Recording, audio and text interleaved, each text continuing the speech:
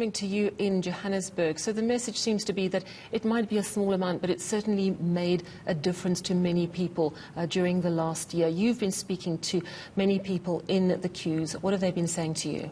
Well, Sally, a myriad of issues that have been raised around Gauteng, as much as they appreciate the 350 Rand SRD grant, but they say that there's a lot of effort that goes behind collecting it. For example, one of the gentlemen that I spoke to told me that they arrived there at 3 a.m. today, and there were plenty of people already by the time that he arrived there. The amount itself, 350 Rand, they say that it doesn't stretch far enough to last the month.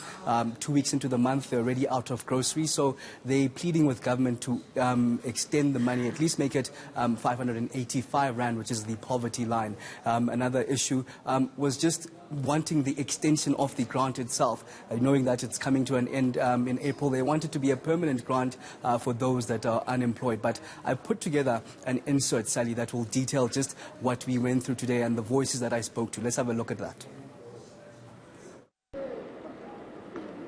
Hundreds have come out from the early hours of the morning to queue for the social relief of distress grant at the post office. While they're grateful for it, they say it's not enough.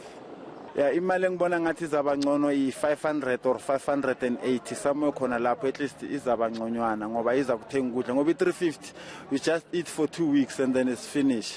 If you can maybe extend this 350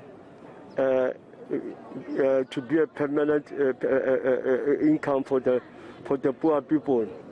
NGO Pay the Grants are planning to take to the streets demanding that the SRD grant be extended. To extend the COVID SRD grant at the current levels of applicants at 350 Rand a month would cost 29 billion for 12 months. To extend it to the food poverty line would cost 48 billion.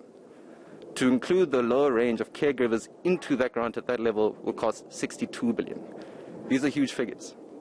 But then when we look at them relatively, when we talk about illicit cash flows, when we talk about government corruption, inefficiencies, when we talk about undeclared income and the possibility of taxes on the net wealth of high-income individuals, we do not actually have a situation of a crisis of public funding. We have a situation of a crisis of political will.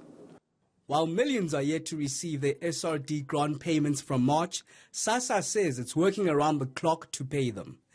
Avi Wemtila, Pretoria.